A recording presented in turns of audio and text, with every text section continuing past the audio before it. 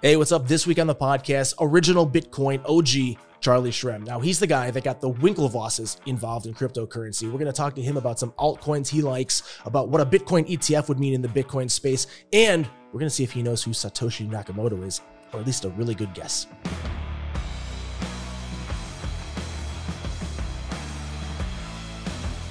Hey, what's up? My good friend in the house, Bitcoin OG Charlie Shrem. Charlie, thanks for joining us, man. Good to be here. It's fun. So let's talk like right away about how did you even get into the cryptocurrency space? I got involved in the crypto space. Back then it was just called Bitcoin. There wasn't any crypto or anything like that. You know, there wasn't any, no one was even really saying the words blockchain or anything like that. But with the early days of Bitcoin, it was a bunch of kids on chat rooms, and we were talking about kind of like the early days of the internet. We were just talking about this magical internet money that could somehow, this Bitcoin thing that could somehow be the future. But there was no like price attached to it. No one was really trading it. Exchanges existed for the sole reason that there were people who wanted to get some to interact and use it. It wasn't seen as like a long-term safe haven, although that's what Satoshi kind of originally wanted. And this was early 2011. When I first got involved in the space.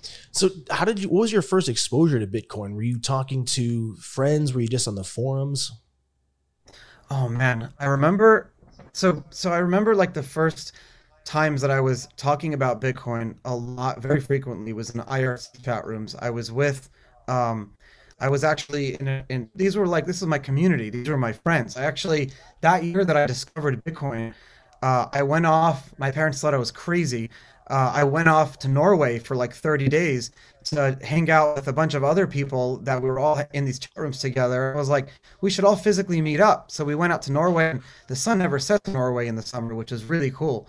And that was like the weirdest thing, because I grew up in a very religious Jewish community where everyone looks and acts exactly the same. And here I was, and I'm like 5'4", and here I am hanging out with my best friend, who was like, at the time, we only knew each other on the internet, and he's like 6'7", goth head to toe, you know, chains and boots and everything, metal, like black hair, black sunglasses, completely pale to white face, from northern UK, and we were all hanging out with our other Norwegian friend. But here he is, like one of my best friends, you know, and that was like the precursor to the Bitcoin world for me, because that's where I wasn't a product of like making friends in the schoolyard. I was, you know, all my friends were online in those years, just throughout high school and everything. So that was really cool. And I get involved in Bitcoin. I'm like, holy crap, here's this whole community. And I was in chat rooms that loves this Bitcoin for the future. So we're not just tinkering, trying to like hack into like websites and try to like figure shit out. We're gonna tinker around and be stupid script kiddies, but we're gonna look at this. We're gonna actually have code for the future. We're gonna change the whole financial world. I met a guy, and he's like, yeah, we don't have to say end the Fed anymore. We can say transcend the Fed. We can build a new Fed. Crazy stuff back in 2011. Well, and you're young. You just turned, what, 30, 31. So you were super young with these massive ideologies. Young and impressionable. Yeah, that's crazy, man. So you were always into computers and kind of like hacking and just kind of like having a fun time with that space. And then you ran across Bitcoin. And it sounds like from the very get-go, you were like, I mean, super sold on this whole concept of what it represented. I really, really was super sold on that concept. And I loved the idea that no one else in the real world knew about it. This was my thing, that my friends and family outside were laughing at it all the time, and for years, still till today. But at the end of the day, this was my thing that I was able to like really grow and help foster. It was my baby. And I started one of the first Bitcoin companies, Bitinstant. Again, for the purpose was there was no way to buy Bitcoin. It was just impossible for anyone to get Bitcoin. So here you had these exchanges that existed that you can buy lots of, like 100, 500, thousands, but you would have to wire money to some guy's Japanese bank account, or go and like get like a money pack card and sell it to someone on local Bitcoins, hopefully, which didn't even exist yet. So we started to sit with another guy. He was my business partner for 3 years, never met in real life before. And we started this whole company together where we enabled people to buy Bitcoin with cash, called Bitinstant, at like 1 million locations around the US. We partnered with like 7-Eleven, Walmart, Walgreens, CVS. So it's pre-Bitcoin ATMs, pre-Coinbase, pre-everything. And we had tens of thousands of customers. And this was from 2011 to like mid 2013. We operated. That was our peak. And I remember saying to myself, I remember we did a statistic, and every 30 seconds, someone was buying Bitcoin from our company. And I'm like, holy crap, there exists that many people in the United States right now that want this Bitcoin thing. You're talking about the prices that we would sell Bitcoin were from $5 to $45. Like that was the price range of the company kind of existed and operated. So you get thousands. I meet people all day. Like I bought my first 2,000 Bitcoin from you. My first 2,000. That's insane now when people are like clamoring to get like a tenth. And it's for the average American or the average person, right? Like, I mean, one Bitcoin is now like it's like the gold standard. If I could get one Bitcoin, and it's out of reach for a lot of people. People don't realize you can buy fractions of a Bitcoin, but to hear people buying in groups of 10, 20, 100, 1,000 Bitcoin, was the liquidity on the market back then, would it move like from that $10 to 45 in a short period of time because of just not being very liquid? It took a lot less money. Like, put it this way, there was a binary option site that my friend was running, like, hey, you send money Bitcoin, if the price goes up then you make money, if the price goes down you lose money, type of thing. You could bet on if the price doesn't go up or down within a few minutes. He had a problem. There was a guy who would literally send him bets and then go on like Bitfinex, which was one of the only, this was probably in 2014, and just manipulate the total Bitcoin price to suit his bets. So like literally it would, one guy. And so he would have to go, yeah, it would cost you less than $50,000 to be able to push the price or keep the price depressed for a given time. Like that's the type of thing used to, if you wanted to buy a Bitcoin in large amounts, it was almost impossible to do it.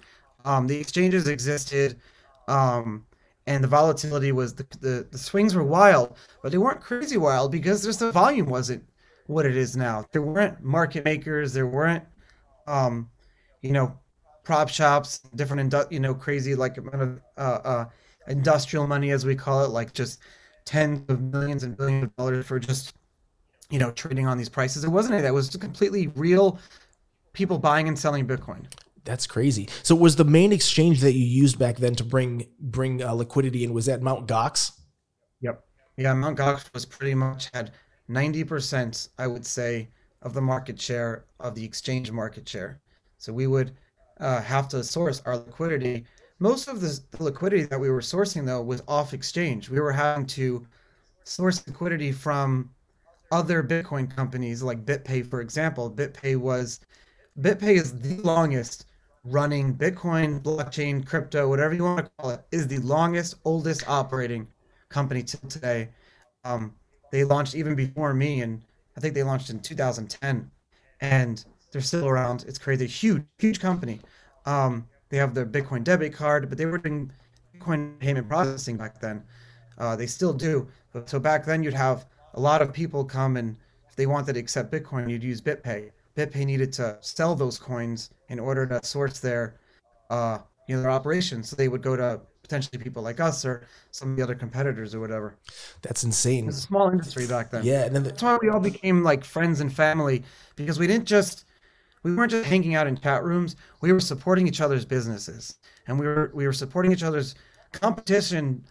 Did not exist like in a hostile way. So while competitors, even Coinbase, when they showed up, the competition wasn't a hostile thing, because we'd all very quickly kind of recognized that we want to grow that pie together, and then we'll compete over it later. Right. And just wanted to work together to build a bigger market space and just expose more people. Because even just until maybe the last year or two, people have just started to kind of go, okay, Bitcoin's a thing that's going to be around. It's been shunned for so long. And I mean, like I started getting into crypto in 2016. So 95% of my friends are post 2016, 17, 18. And looking back at the guys like you that started way back, I mean, to really have the foresight way back then, it's insane. And, there's a couple of great documentaries on Netflix and on YouTube that I initially saw you through. And then I read Ben Mesrich's book, Bitcoin Billionaires, which they're making that into a movie, right? Yeah, they're making it into a movie, so it should be very good.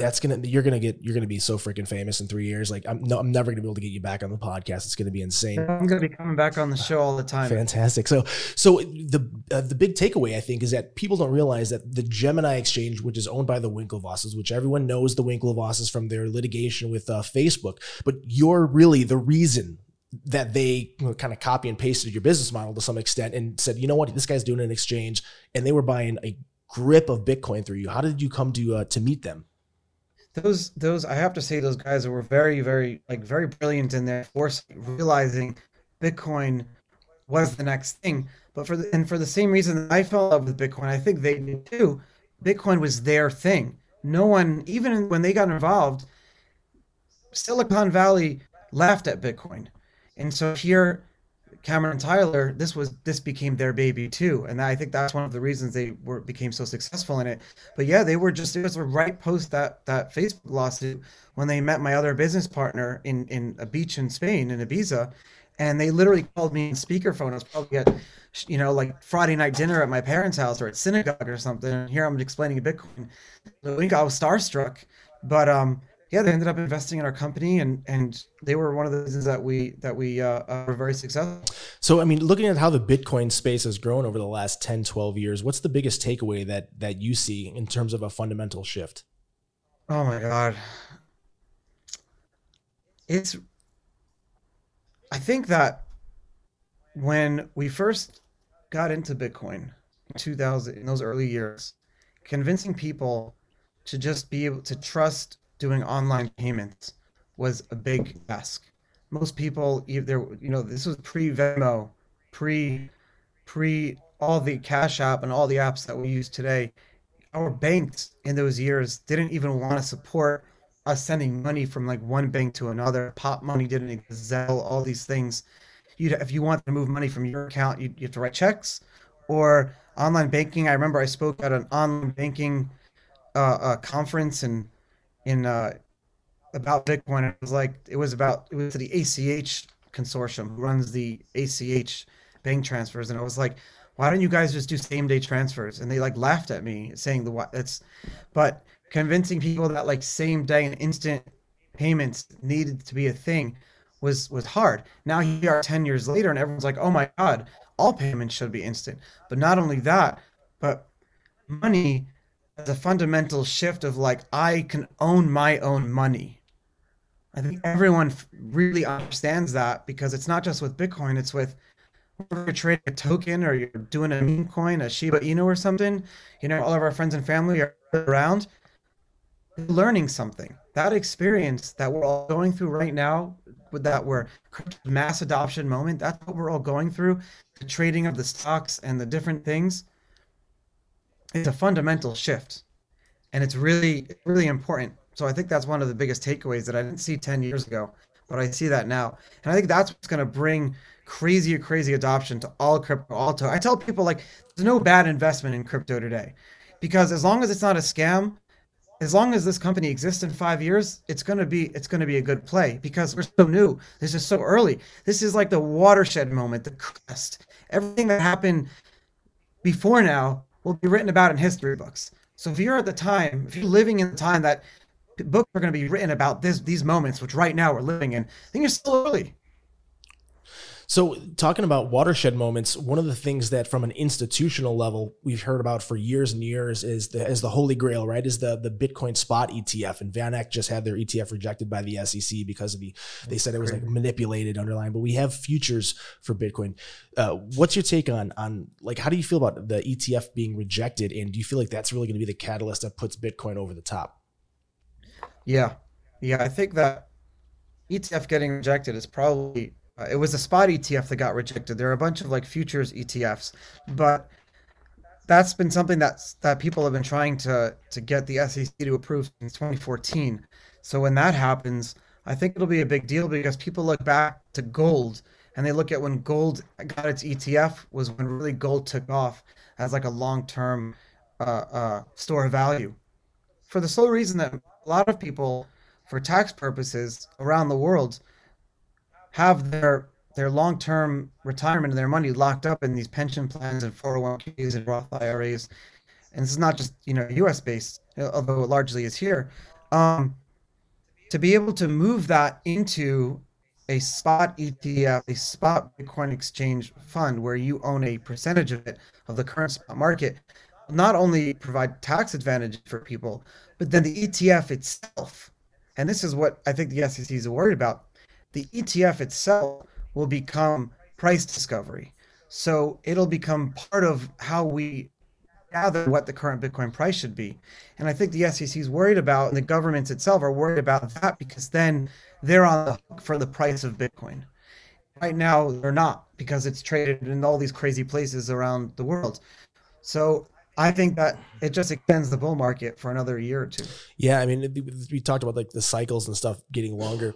Do you feel like that there's, because of what a big shift this is in what we define money as, and you said like owning our own money, because usually, people that, unless they really invest in their financial IQ, aren't really aware of quantitative easing and fractional marginal banking, and how that money that you see on the screen, go to your bank and try to withdraw all your cash. They're going to laugh at you that you can't get it as readily accessible. You think you own your money.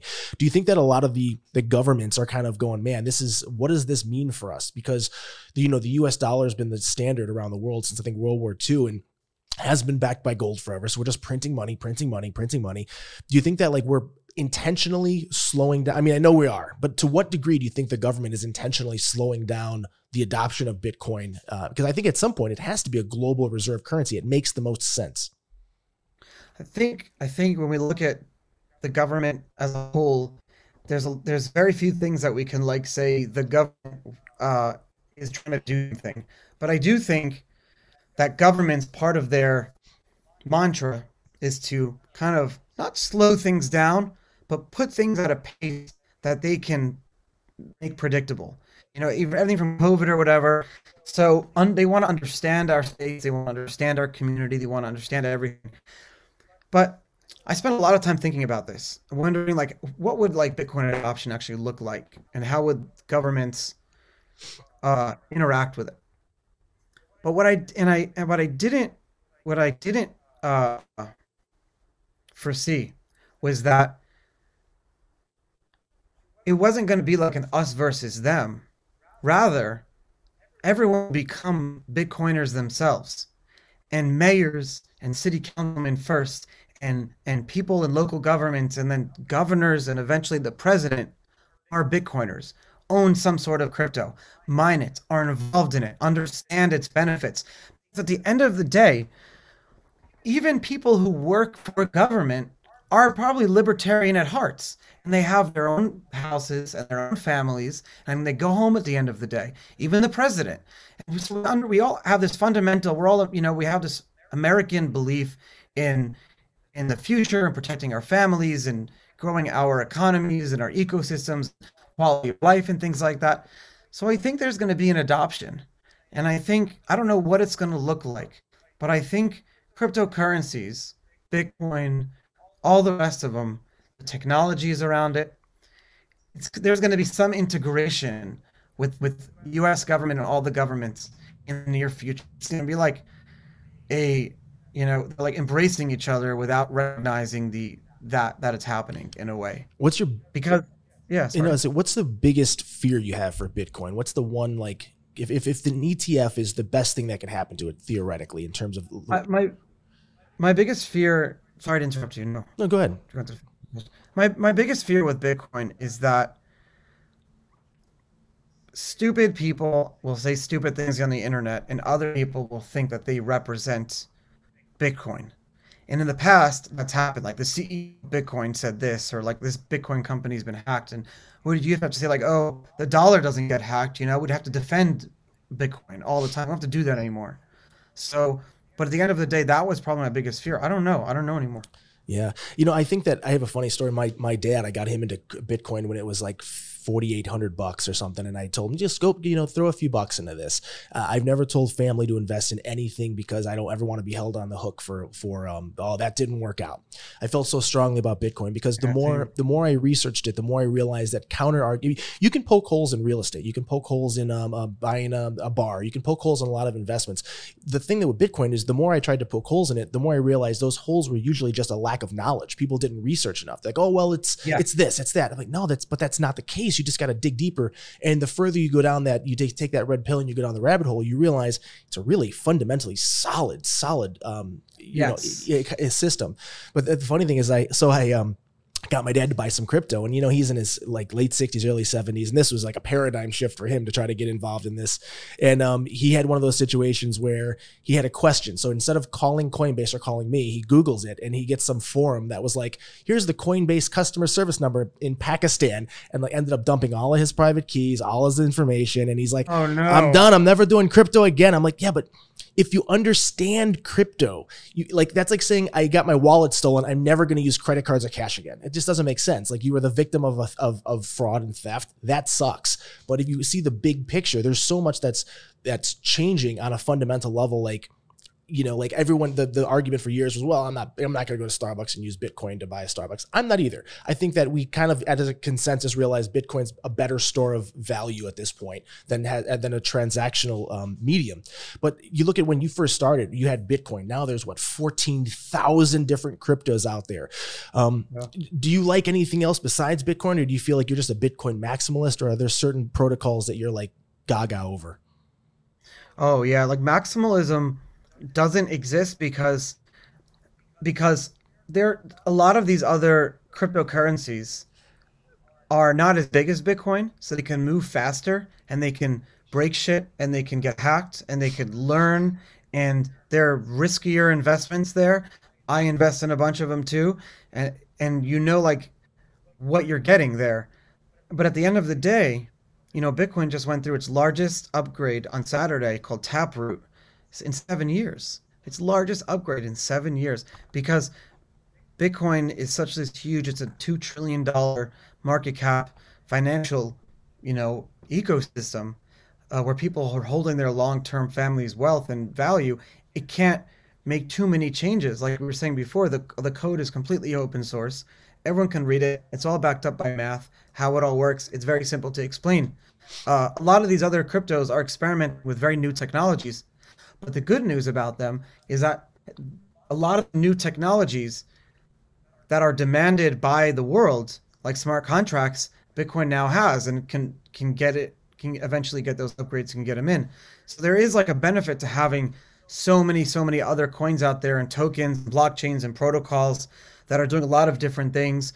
I look at all crypto as this huge social experiment. I love experimenting around different consensus algorithms, which are basically like you have different styles of reaching consensus through individual people on the internet.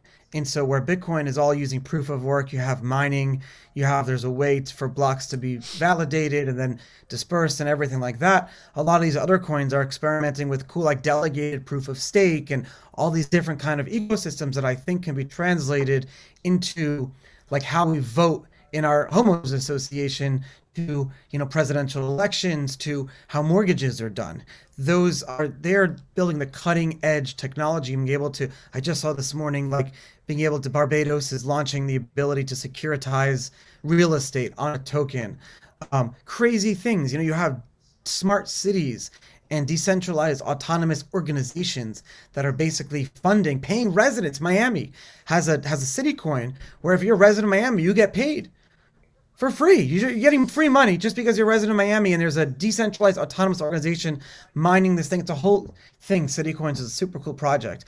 So I just fucking insane, this whole, I never thought when I was sitting in jail like 6-7 years ago that this is where we'd be at here now. It's fucking amazing. And it's not just a shift in just the monetary system. You look at things like NFTs, which are definitely not my strong suit, or like the metaverse, which is starting to rapidly take up. I mean, I think we're, at any point in history, do you ever realize that you're going through a pivotal change. This is it. Yeah. I mean, this is such a crazy time. Are you into NFTs at all? I know I've seen you post a few NFTs. Did you ever get any The coolest thing about NFTs is that no one knows what it is. No one really can tell you what it's going to look like in the future. No one really understands any of it. But here you have this fucking really cool new technology that has price discovery attached to it in a decentralized way. I think that is the fundamental shift that humanity is going through. It's like now everyone can participate in this crazy blockchain powered technology called like non-fungible tokens. Like, yeah, it's cool. Like, what I like about NFTs, and I have some on my phone, that there's something for everyone in it. Like, I was just at a Bitcoin conference, a blockchain conference, just the other day in Tampa, and the mayor of Tampa was there, which I never would see the mayor of a city just hanging out at a blockchain conference, just mingling and talking to everyone, just like, but that's what it's happening in every city. But, you know, my wife Courtney was walking down the exhibit hall, and you had this digital artist, and she was there, and she was showing off her wares. She was showing off her digital art, and Courtney was like, I love that. And this was designed by this lady who was there, and it was really cool. And for the first time ever, you're not buying a like she designed this, but what am I gonna do? Get a printed copy of it, or like she emails me it? Like, what does that mean? But when you're issuing this as a non-fungible token that you can actually do a transaction and receive in your wallet, she now owns one of 6 of these. And I think that's the big deal here. It's like, oh, I want it now. I want to be the only one that own one of 6 of them. So it's like translate that value from the creator to the owner.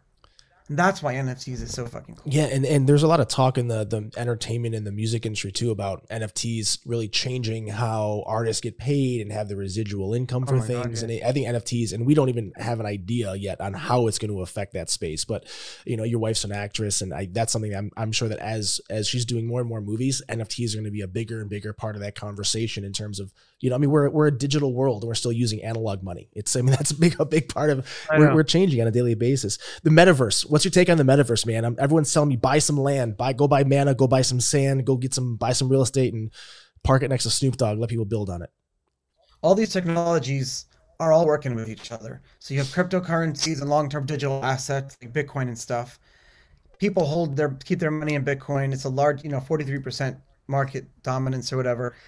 And people are keeping their, billions and billions long-term and have publicly said on keeping this amount of money. So what happens is these stable coins are launched, and these different companies are launching. They have their treasuries in Bitcoin, and they back their stable coins with Bitcoin treasuries like Tether and things like that operate on all these other blockchains, largely Bitcoin-backed treasury. But it creates liquidity for all these other ecosystems to thrive. It gives liquidity to all these other blockchains like Tron and everything like that. You bootstrap it all. And so what happens is that translates into these NFT things that you can have price cover, but it also translates into the future of this like metaverse. But metaverse is just a larger part of the Web 3.0 as we know it. And if people want to kind of understand, how can I tell the difference of like the Web 3.0 versus the Web 2.0? Well, I say this: if you interact with a business or a company or a blockchain ecosystem or something, and it's not building on top of the internet today.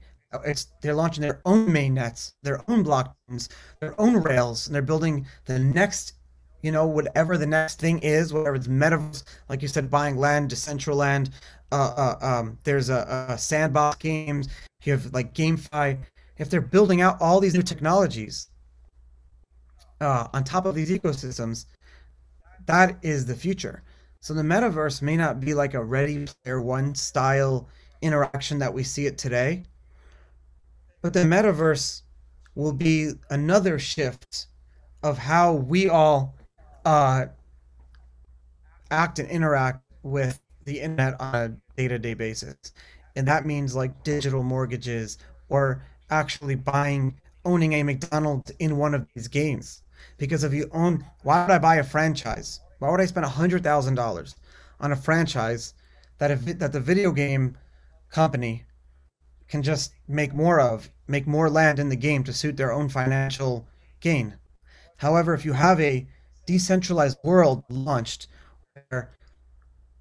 where it's governed by all the token holders of the land, like Decentraland or something like that, and the future of this land is decentralized in a way that if you own a McDonald's, you own the McDonald's, and no one else, or whatever the burger chain you want to own, no one can take it from you.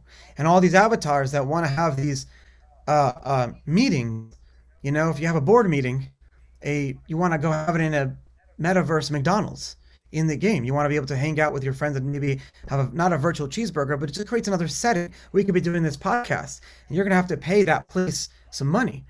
So that will become future assets. Instead of buying a piece of land on Main Street or a building, you may want to buy a piece of land on a digital Main Street.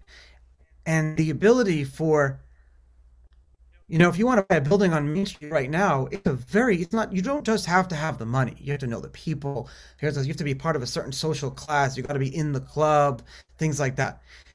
But with digital real estate, you can be the guy who cleans up the sewers in Mumbai, in Delhi, in India somewhere, and you can still have the same equality of be able to get the same land as anyone else living in any other place. It doesn't matter social class, race, color of your skin, whatever sexual orientation, anything you want to believe or whatever. It doesn't matter. That's how I really think.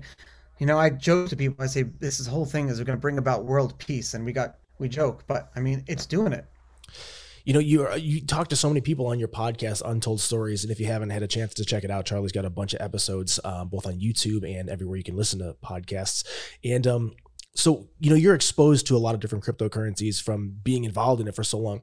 What are some of the like pillars that Charlie looks at when he decides if this is a project that he wants to be involved in or not? How do you filter the noise? That's a good question. Yeah, that's such a good question because I never really thought about like my personal investment thesis. But when I look at like what kind of the private equity or VC world looks at, like pick and shovel plays or whatever, where it doesn't matter what people are doing, you just want to own a piece of the platform or the ecosystem where people are doing it. It's like the guys who made the real money in the gold rush were the ones selling like the shovels and things like that. I think that's where that came from. But so I look at those, I look at the team, and I like really cool blockchains that are purposely built and driven to fundamentally change something in the future, whether that's like how real estate is run, or like I know it's stupid, a lot of people, but I really am trying to get in on the next big thing, because I feel like I've been around for so long that my instinct just kind of knows what's bad or what's good. And listen, I get scammed all the time. I get scammed. I have scammers impersonating me. I've made tons of bad investments.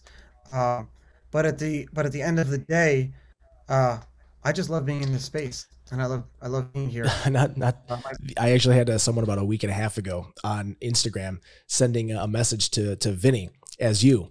And it was actually pretty poignant too, because if we weren't friends on Instagram too, like I wouldn't be able to like go, oh, that's not Charlie's. He was even like, hey, what's going on? I'm just hanging out with my wife Courtney, and like they knew your wife's name, and I'm like, they're pretty smart on how they do that. So I started like messing with them back, and I'm like, well, hey, can you send me that half a Bitcoin real quick first so I can invest in the thing you wanted me to do? So, but yeah, it's crazy, man. Like how many scammers are out there. Scammers are really good. Yeah, they especially like the really technologically savvy ones, where they can start like using jargon and move things around. But you made a comment that you want to get involved in the next big thing. And between on a macro sense, where do you think the next big thing is? Because a lot of people that are watching your show are watching and involved in crypto. They're watching BitBoy. They're not in this necessarily fundamentally. They're in this for a quick buck. But if we don't want to look at individual projects, where do you think the next big thing is going to be? Do you think it's the metaverse? Do you think it's NFTs? Do you think it's just Bitcoin itself? We're investing. So I have with Investor Place, I have a newsletter, and we have a model portfolio, and anyone can come in and see our research and check it all out. But what I'm really excited, we do these weekly, like Thursday, big writers and board meetings, and we just all get together, and there's no time limit on it. That's why my Fridays are so crazy sometimes. And we'll all be on our computers, and it's like TMZ. We shoot the shit and we're learning and we're talking about what we like, and we end up out of those meetings come our next picks or where we're going to be focusing our research on. GameFi. I'm really into GameFi, and what that is GameFi is like, I don't even know who coined that term or if anyone has coined that term yet, but I like investing in getting involved in projects where it amalgamates or kind of brings together NFTs, the future metaverse or decentralized land to some extent, and then gaming, and then some sort of like, whether it's video gaming or whatever. And the reason I think is because one of the best ways to get people to use value on the internet is gambling. It's gambling, and gaming has been part of the early Bitcoin ecosystem. In fact, no one knows this, but there was in the original Satoshi code, there was some lines in there that were written for like card deck shuffling and some Bitcoin poker stuff. So Satoshi was going to build a standalone application on top of Bitcoin just to show people the effects of it, because this is important. Like, where are you going to put value on the internet otherwise? What are you entering your credit card number or doing, like sending wire transfers? And most people that play poker and things like that are already used to doing it. So you figured that would be a good way.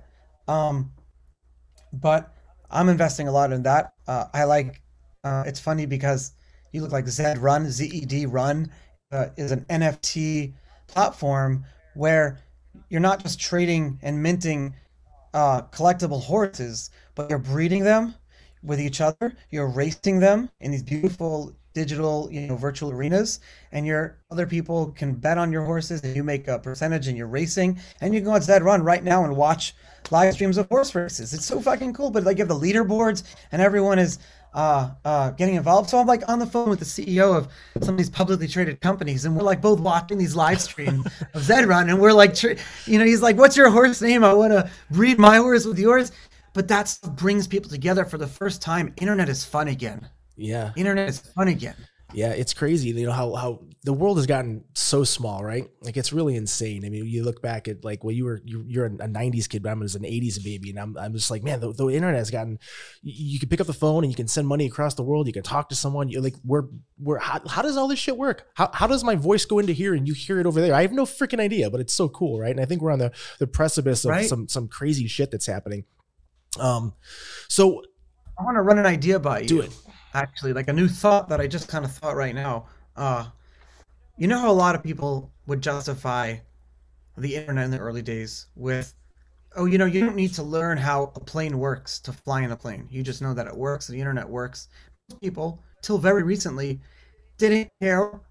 Myself and you and me included, never really understood how the internet actually works on like a fundamental. And I think I still don't. I'm learning right now. As Bitcoiners, blockchain, because we're learning.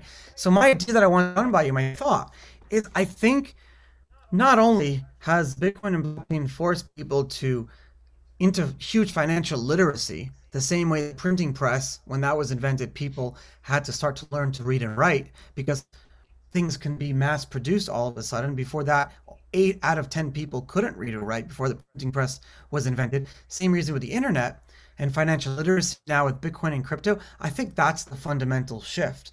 I think people care now how my money works, how the internet works, where's my data being stored, who has access to it. If you can invest in any business that is changing those 5 fundamental things, that's a great investment. I'll put 100 grand there all day. Yeah, I think that, like, I'm a fundamentalist and I believe in what Bitcoin is doing. So I think that, like, it's just like the book, like Rich Dad Poor Dad, right? Like, that book's been around forever. And if you read that, you have a better understanding of what money is and how to make money work for you and assets and liabilities.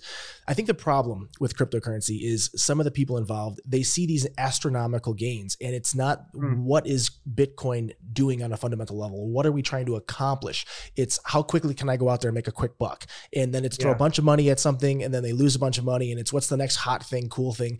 But I think that eventually all that noise will settle down when the shit products get them in the casino. Yeah, that's what I said. Look, told me. that's what, like, I pass up on good projects all the time. I'm in a few crypto chats, and there, people are like, oh, this new NFT baseball card thing and this and that. And I'm like, I know I'm missing out on a bunch of stuff, but like the 4 things I look for are like, what's the technology? What's the, like, is it a unique blockchain or is it a copy paste? Who's the team involved? What are the real world use cases for it? And what partnerships do they have? And I can't figure out Shiba Inu. I get it from a Metcalfe's law perspective, you know, and it makes sense and I understand it. But I don't understand it enough to value it. Is like a slot machine at the entrance of the casino, Right, that is fine-tuned to give extra payouts to attract more people in. Yep. It's just all these crazy meme coins. And you know, who knows? Maybe they're going to be around. I don't know. Maybe one day I'm going to walk into McDonald's and they're only going to take Shiba Inu coins, and I'm going to go, damn it, I was so hungry and I should have thrown some money in this. But yeah, the things that like really. This is the future of meme coins, and this is how do you know if you, because meme coins are a real thing. I'm actually going to put out like a meme coin portfolio, but meme coins are a thing, and I think those who overlook them are not the smart ones, and I was overlooking them for a long time. They're social consensus coins, and the ones that are going to succeed are going to be the ones that build like a hyper niche loyalty for owning this. And so how Dogecoin back in 2014 sponsored a NASCAR, that showed that you can bring the power of value and like direct that value somewhere and like have social consensus for it. Like, hey, the whole government can run off this like DAO system. It was too early though. You know, the DAO got hacked, right, things like that. DAO still need maybe another decade or so. But at the end of the day, these meme coins can step in the meantime, because they're not promising returns. There's no future guarantee of expectation. You pretty much know that you're gambling. Yeah. So if you pretty much know, you can, these meme coin creators have license to do a lot more crazier shit. They can go out and like sponsor arenas. You're going to see that. It's going to be, these meme coins are going to be the DAOs of tomorrow, because it allows people to like lock up value for a cause. Yeah, and they're building big communities behind them too, because everyone feels like they're part of a thing. You don't have to understand cryptocurrency to understand a Shiba, meme coin, and everyone kind of, they feel like it's an easier barrier of entry. But you talked about portfolios. Is there somewhere that people can see like these are some projects you like or that you're interested in, or subscribe to a newsletter of yours to help get maybe some of the newer guys that want to figure out what are some projects to put on my radar? Let me even see if my link is working. But you go to investorplace.com and you click on crypto, or you can go to alliedcrypto.com. Alliedcrypto.com. I have a free 1-hour webinar where I talk about kind of like the awakening and why this is so important. And at the end of it, you're presented with the opportunity to join. It's like $50, and you can come in and read our research and see the model portfolio and things like that. And I love it. It's my favorite. It's my favorite job I've ever had. I work for an amazing team, like hundreds of people. It's a publicly traded company, so there's like all like legal and accounting and everything's there and done, and taken care of. So I get to just focus on the fun parts of crypto. For like 45,000 subscribers, it's amazing. That's crazy. We love it. They love us. I'm so proud. I'm honored to have that opportunity with these guys. If you could give one piece of advice to someone that wants to get into crypto, what would it be? Time is money. Time is money. And it's not just in the sense that like we're living this finite life, and we need to manage our time and make sure we spend it wisely. But it should also be your investment thesis too. Look at projects and look at companies and look at the future of like what is really going to fundamentally change how we waste time now. How can we spend more time with our friends and family and make more things automated in a decentralized way? I think that's such a very nice investment thesis, because at the end of the day, time is existence. Something I remember I asked a rabbi once, I was like, how do we know God exists? And he's like, well, we're talking about him right now, aren't we? And his point is that if something simply exists for a certain amount of time, 5 years, 10 years, it becomes part of the fabric of existence. And kids are being born today where they don't need to be convinced of Bitcoin and crypto, because Bitcoin and crypto has already existed for 10 years of their parents' lives, and it'll exist for their whole lives themselves. Those are the years that we're living in right now. Time is money. Beautiful, man. Well, I appreciate you taking the time, and as always, man, talking to you is money. So I appreciate that. I would spend an hour with you. It is more valuable to spend an hour here with you than anything else I could be doing. That's you know, so that's why value is so important. You choose all these different things. I appreciate it, man. Well, I appreciate it so much, man. And I'm looking forward to Ask Me to Dance. We got to plug that too, which is hopefully going to be something that we can see soon. We made a movie together. I know, it's been so busy, man. We got to. Crazy. It's cool, man. Well, keep me posted on everything. I'll check out those sites. I didn't even know about those things that you had going on, man. But I'm going to keep up with your podcast, and appreciate you, brother. Thank you. Send Courtney my love. I will do. Peace. Take it easy, man. Thank you.